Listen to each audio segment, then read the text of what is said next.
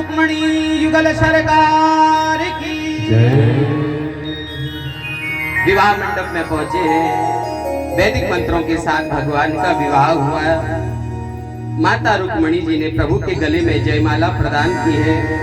भगवान ने भी जयमाला का शुभ हार देकर के माता रुक्मणी का वर्ण किया। सभी लोग गा रहे हैं, श्याम चंदा है श्यामा चकोरी, बड़ी सुंदर है दोनों की जोड़ी।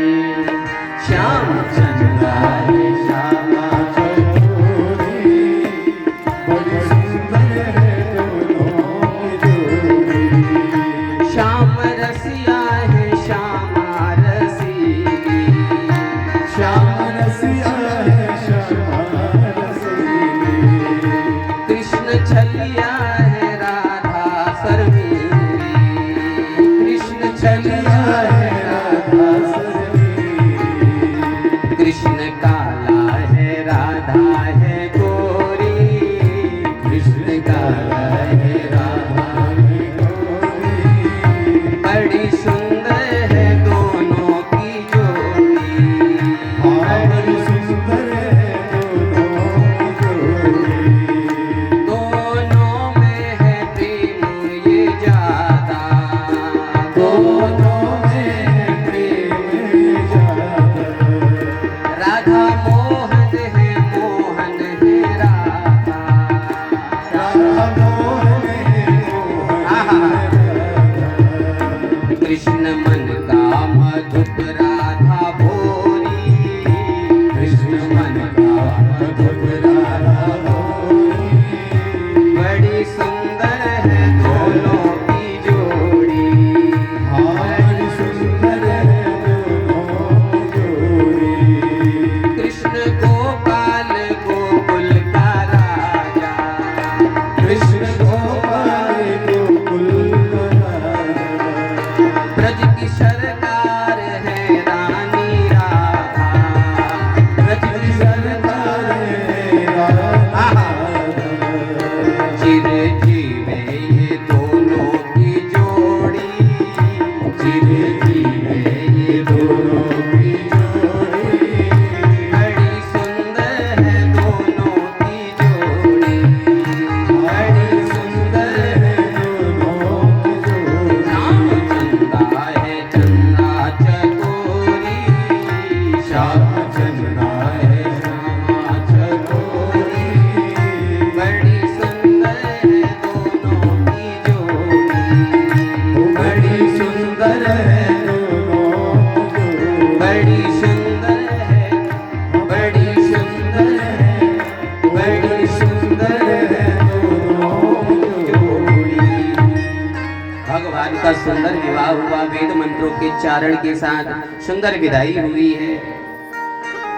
महाराज बहुत सारा विदर्भ देश के राजा भीष्मक ने दान दिया। भगवान का पहला विवाह हुआ। आहा, पहला विवाह होने के बाद भगवान का पहला पुत्र हुआ। नाम है प्रद्युम्न। क्या नाम है? प्रद्युम्न। प्रकृष्टः द्युम्नः यस्य स प्रद्युम्न। जिसके जीवन में स्वच्छ प्रकाश है वह प्रद्युम्न है।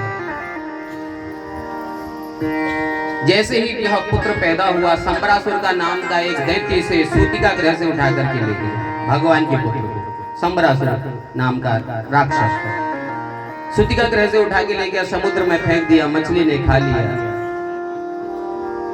मछुआरे ने मछली पकड़ी और वह मछुआरा जो था उस मछली को घर लाया, पेट फाड़ा तो उसमें से एक बालक निकला। उस बालक को लेकर के उस मछुआरे ने संबरासुर को ही दे दिया। संबरासुर ने सोचा कि कोई और बालक होगा। उन्होंने कहा इस बालक का मैं क्या करूं? उस राक्षस ने कहा। तो एक मालावती नाम की रसोई करती थी संबरासुर के घर में। उसने कहा ये पुत्र मुझे दे दो। वो कौन थी जानते हो? स्वयं ये बालक जो प्रद्युम्न है, ये कौन है? जब शिवती शर नयन उघारा, निरखत काम भयहूं जरी छारा। स्वयं कामदेव जब भगवान ने भस्म कर दिया तो पत्नी रति ने कहा मेरे पति को जीवित करो। भगवान शंकर ने कहा अभी हो नहीं सकता, द्वापर युग में स्वयं भगवान के कृष्ण बन करके तुम्हारे पति जाएंगे, तब तक तुम जाकर के शंबरासुर की रसोई में काम करने वाली मालावती के नाम से रहो और फिर जाकर के तुम्हें तुम्हारा पति वहां प्राप्त हो जाएगा। तो ये मालावती कौन है? रति। कौन है? कामदेव की पत्नी रति। नाम याद रखना प्यारे महाराज। अब अपने ही पति को पाल रही है। धीरे धीरे पति बड़ा हुआ, पता लगा कि मैं कृष्ण का पुत्र हूँ, तो शंबरासुर नाम के दैत्य को मार दिया और अपनी पत्नी के साथ मालावती के साथ विवाह करके स्वयं ये कामदेव प्रद्युम्न जी जो है द्वारिका आ गए। जब से द्वारिका गए और जब द्वारिका आए, इस बीच के समय में भगवान के जानते हो कितने विवाह हो गए थे? तब तक 16,107 विवाह और हो गए थे। एक तो इनकी माता ही है स्वयं रुक्मणी जी, तो 16,107 विवाह और हो गए। भगवान का दूसरा विवाह हुआ जामवंती जी के साथ, भालू की पुत्री है। अब कैसे हुआ क्या हुआ इसमें अभी जाते नहीं, फिर अभी अगली कथा में बताएंगे क्योंकि समय भी अभी बहुत कम है। तो दूसरा विवाह हुआ जामवंती। जामवंत जो भगवान श्री राम के भक्त थे, जो त्रेता युग में थे वो द्वापर युग में भी है, उन्हीं की पुत्री है जामवंती। मणि ले गए थे, सत्राजित नाम के राजा की मणि जो है उनका भाई प्रसेन ले गया। प्रसेन को मार करके सिंह ने पेट में डाल दी। सिंह को मार करके ये भालू जो है जामवंत जी मणि ले आए और अपने पुत्र को दे दिए जामवान को, और साथ में पुत्री भी खेल रही है। तो भगवान को पता लगा, भगवान ने अपने गुरु से कहा कि ये क्या बात हो गई।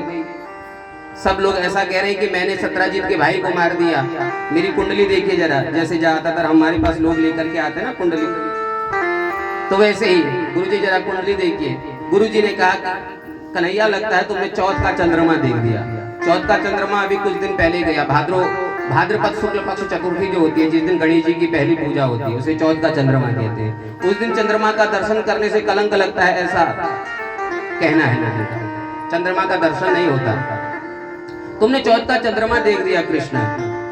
भगवान गए जंगल में कुछ मित्रों को लेकर के, भालू के साथ युद्ध हुआ है, वहां से मणि लेकर के आए, सत्राजित को दे दी और स्वयं जामवंत जी की पुत्री के साथ विवाह कर लिया।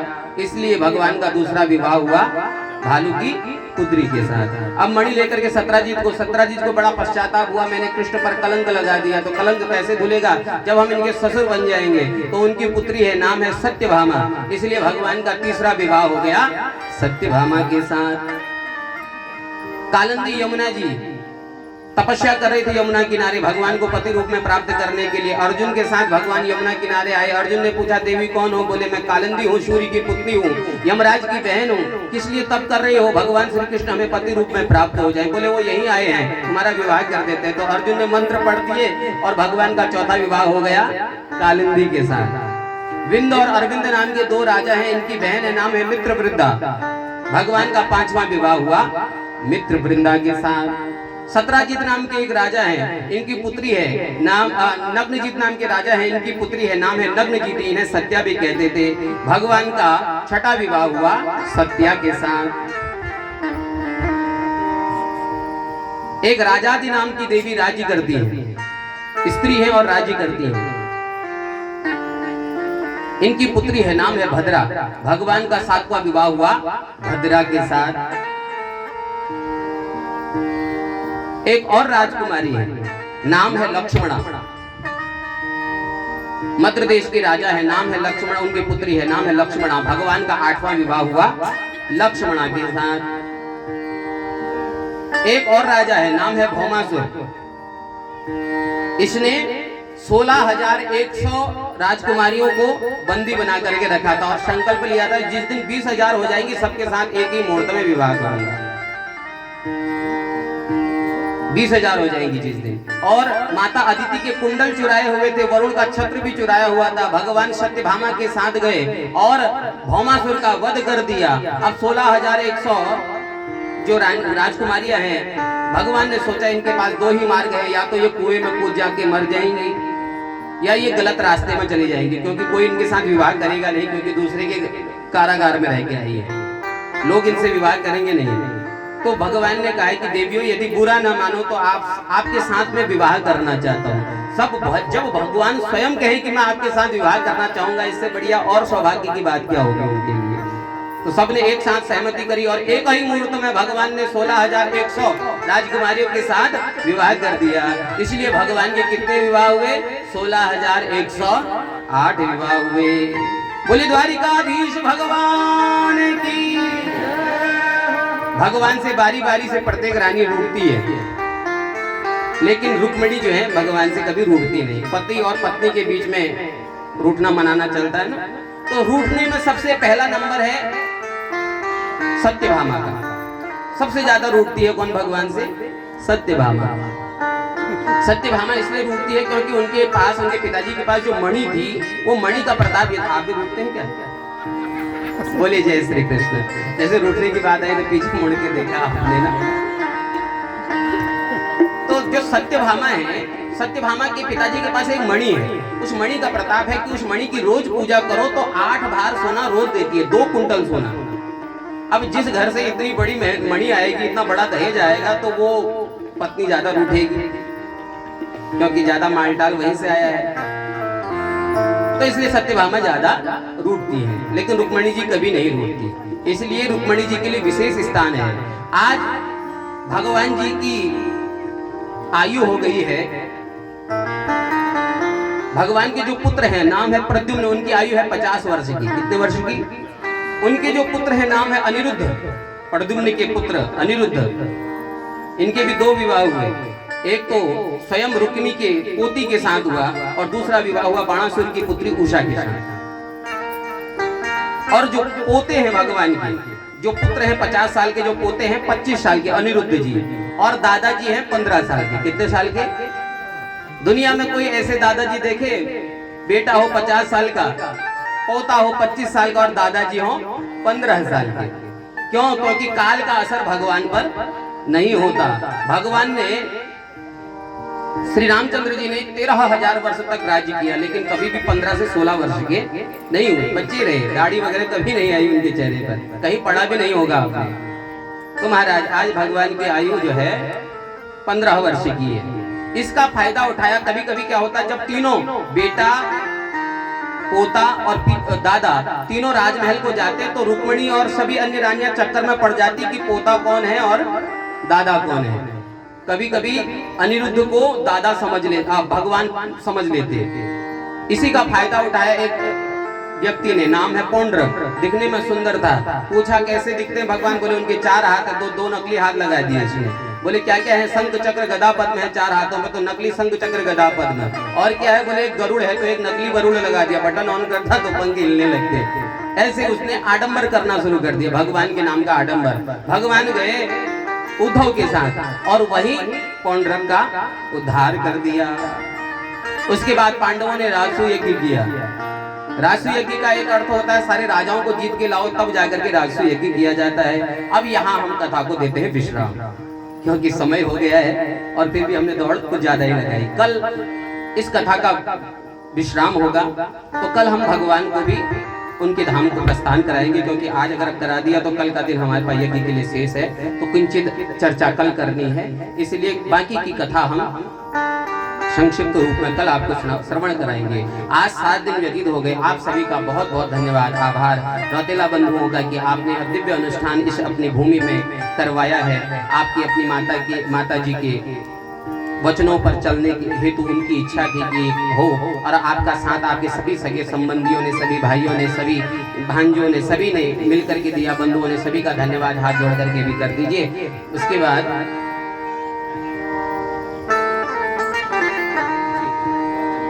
और समाचार मिला है कि आप सभी से श्री प्रताप सिंह जी और उनके भाई और उनके सभी सगे संबंधी हाथ जोड़ करके आपसे निवेदन कर रहे हैं कि कल इस यज्ञ का भंडारा होगा, तो आप सभी सपरिवार 1 बजे इसका भंडारा खुलेगा। 9 बजे से यज्ञ प्रारंभ हो जाएगा, तो ये 9 बजे से पहले 8 साढ़े 8 बजे तक आप सभी जो इस यज्ञ का आनंद लेना चाहते हैं, क्योंकि कल सप्तमी तिथि भी है। यज्ञ तो वैसे भी कल रात्रि में होता ही है, लेकिन हम कल प्रातः काल यज्ञ करेंगे, तो आप सभी इस यज्ञ में सादर आमंत्रित हैं। आप पारिवारिक जन सहित यहाँ पर इस यज्ञ में पधारें। उसके बाद गौदान होगा, आपके हाथों और आपकी माता जी के हाथों से श्री गौदान होगा। उसके बाद ब्राह्मण पूजन इत्यादि के साथ इस कथा को विश्राम दिया जाएगा और आप सभी उस दिव्य कथा कल की विश्राम कथा में, क्योंकि जिन्होंने 7 दिन तक कथा नहीं सुनी कल आ जाए तो 7 दिन की कथा सुनने का फल मिल जाता है। पुनः एक बार मैं आप सभी से हाथ जोड़ करके निवेदन करूं, इस कथा को सुनने में कहने में मेरे से कोई अपराध हो गया हो तो उसके लिए क्षमा चाहते हैं और जो आपने सुना है उसका अनुसरण करें और फिर जाकर के जो प्रसंग छूट गए हैं, क्योंकि हम मूल पाठ तो साथ में कर ही रहे हैं लेकिन जो प्रसंग छूट गए सब सुनाना असंभव है, जैसा कि मैंने पूर्व में कहा। तो कल समय से पहुंचे और इसका आनंद लें। 11 बजे यहाँ हवन जो है पूर्ण हो जाएगा। 11 बजे से लेकर के 1 बजे तक 12:30 बजे तक इसकी महात्म्य चलेगा। ब्राह्मण वृंद भी ध्यान दें कि आज रात्रि में ही सारी तैयारी करें, समय से यजमान बंधु भी समय से बैठे, क्योंकि कल बहुत सारा आयोजन करना है, बहुत सारी चीजें हैं, तो समय से उसको गति देंगे। इसी के साथ आज की कथा को विश्राम देते हैं। उससे पूर्व आप सभी का धन्यवाद कर रहे हैं जो रसोई में सहयोग कर रहे हैं, रात्रि में सब आपका साथ दे रहे हैं, भंडारे में पवा रहे हैं, उनका भी बहुत बहुत बहुत बहुत साधुवाद है। और संगीत में तो मेरे भाई साहब, मेरे बड़े सभी बंधु, हमारे श्री हिमांशु कांडपाल जी हैं जो संगीत में बड़ा मुझे सहायता देते हैं, इनके बगैर हम चलते भी नहीं, क्योंकि जो आप सुंदर सुंदर रस प्रवाह देख रहे हैं इन्हीं का ही है। साथ में हमारे श्री मुरली मनोहर उपाध्याय जी हैं, ये स्वयं एलटी में टीचर भी है, अभी छुट्टी लेकर के अपने सीएल वगैरह लगा करके आए हैं मेरा साथ देने के लिए। साथ में हमारे श्री भानुपंत जी हैं और सुंदर तबला में तो इनका हाथ इतना सुंदर है कि हमें बड़ा आनंद आया। साथ में रसोई में हमारे छोटे पुत्रवती हैं श्री कमल जोशी जी, वो सुंदर सुंदर स्वादिष्ट भोजन करा रहे हैं, उनका भी बहुत बहुत आभार। ब्रह्मा जी के रूप में हमारे श्रीमान श्री जुगल किशोर जोशी जी बड़े भाई साहब हैं जो ब्रह्मत्व का कार्य संभाल रहे हैं। आचार्य में हमसे गुरुकुल में ज्येष्ठ थे, साथ ही पढ़ते थे, कक्षा 10वीं में ये पढ़ते थे तो 7वीं में हम थे, 3 क्लास हमसे सीनियर थे बिनसर महादेव में। उसके बाद ये यहाँ आचार्य पद संभाल रहे हैं। तो आप सभी का बहुत बहुत धन्यवाद। यहाँ तक कि नाम अगर कोई छूट जाए तो ज़्यादा मन मत बनाइएगा, सोचेगा नहीं। हाँ जी, कमल जी बोल दिया वो भोजन में सहयोग दे रहे हैं। उसके साथ जो यहाँ तक कि वो हमारे लाली बोलते हैं उनको नेपाल से, तो कूड़ा इत्यादि करकट उठाने का। और हाँ, हमारे साउंड में ये बच्चे आज बड़ी देर से, ये बच्चा हमारा पंकज नाम है इनका, लमकोटी जी, ये सुबह से डर रहा था कि मेरे को कुंडली दिखानी है, तो इधर घूम रहा है कभी उधर घूम रहा है, बहुत सरल स्वभाव का है। तो थोड़ी देर बैठा तो ब्याज जी क्या ये कुंडली जरा, और मम्मी पापा को नहीं बताया, जेब में 50 रुपए रख के लाया दक्षिणा देने के लिए चुपके से। इतना सुंदर भाव इसका कि बहुत बढ़िया, बहुत प्यारा है। तो इसने बहुत अच्छा सर्विस दी है, बहुत बढ़िया है, सेवा बड़ी अच्छी दी है। तो आप सभी का साधुवाद। उसके बाद जो कथा सुनने आए उनका साधुवाद, और जिन्होंने मेरा यहाँ पर उत्साह बढ़ाया उनका भी बहुत बहुत साधुवाद। सभी रोतेला बंधु का साधुवाद और सभी प्रत्यक्ष अप्रत्यक्ष रूप में जो विराजे हैं उन सभी का साधुवाद। इसी के साथ हम कथा को विश्राम देते हैं। आचार्य जी से प्रार्थना करते हैं यजमान बंधुओं से खड़े होकर के भगवान की मंगलमय आरती में प्रवेश पावे। बोले वृंदावन बिहारी लाल की, बोले सांवरे सरकार की, नमः पार्वती पतये हर हर हर महा